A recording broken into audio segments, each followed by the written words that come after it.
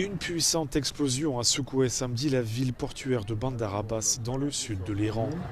La déflagration s'est produite dans un immeuble de 8 étages, tuant une fillette et blessant au moins 14 autres personnes, ont indiqué les autorités locales. Selon des sources non officielles, le commandant de la marine du corps des gardiens de la Révolution, Ali Reza Tangsiri, aurait été visé. Des informations que l'agence de presse Tasnim, proche des gardiens, dément fermement. D'autres déflagrations ont été signalées à travers le pays.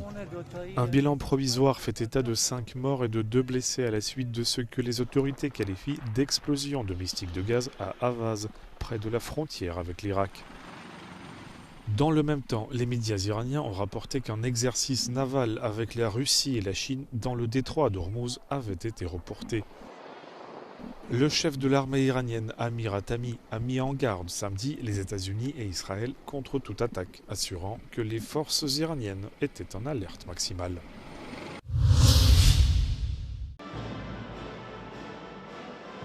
La présidente vénézuélienne par intérim Delcy Rodríguez propose une loi d'amnistie générale visant les prisonniers politiques du chavisme. Dans un discours prononcé devant la Cour suprême, la nouvelle dirigeante a déclaré que la mesure couvrirait ce qu'elle qualifie de période de violence politique de 1999 à aujourd'hui, à l'exception des affaires de meurtre, de trafic de drogue et de violation des droits de l'homme. Fin de citation. La dernière loi d'amnistie au Venezuela date de 2007, lorsque Hugo Chavez était encore au pouvoir. Des figures de l'opposition ont exprimé un optimisme réservé face à cette annonce. Les familles des détenus, elles aussi, se montrent prudentes. Maria Corina Machado, lauréate du prix Nobel de la paix, a attribué cette décision aux pressions américaines, estimant que Delcy Rodríguez n'était pas en position de mener une transition politique au Venezuela.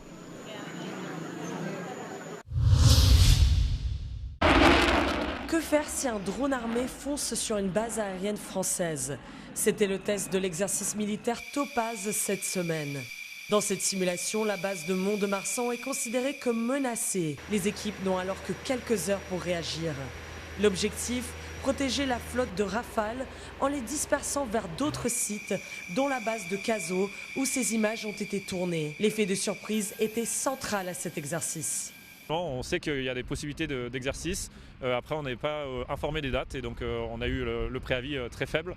Et à ce moment-là, l'escadre a redispatché les avions et nous, on se tenait prêts à être déployés dans les heures qui ont suivi.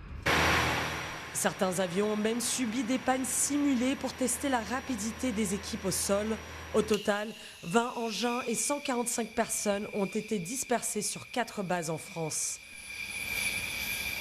24 heures plus tard, l'exercice s'est conclu par une frappe simulée sur des avions ennemis.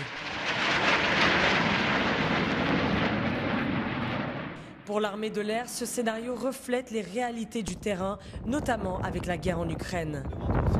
C'est des menaces classiques désormais que vous rencontrez sur les théâtres de guerre actuels. Par exemple, une attaque de drones qui viennent de très très loin et qui viendraient saturer la défense de la base aérienne. Le message est clair, disperser rapidement les avions de combat reste primordial face aux menaces de drones ou de missiles.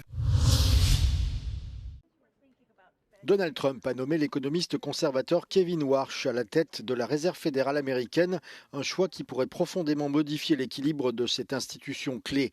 La Fed pourrait en effet se retrouver davantage alignée sur les orientations de la Maison-Blanche au détriment de son indépendance historique vis-à-vis du pouvoir politique. Kevin Warsh succédera à Jerome Powell à l'expiration de son mandat fin mai. Ironie de l'histoire, c'est Donald Trump lui-même qui avait nommé Powell à la présidence de la Fed en 2017. Mais ces derniers mois, il n'a cessé de le critiquer publiquement, l'accusant de ne pas avoir abaissé les taux d'intérêt assez rapidement pour soutenir l'économie américaine.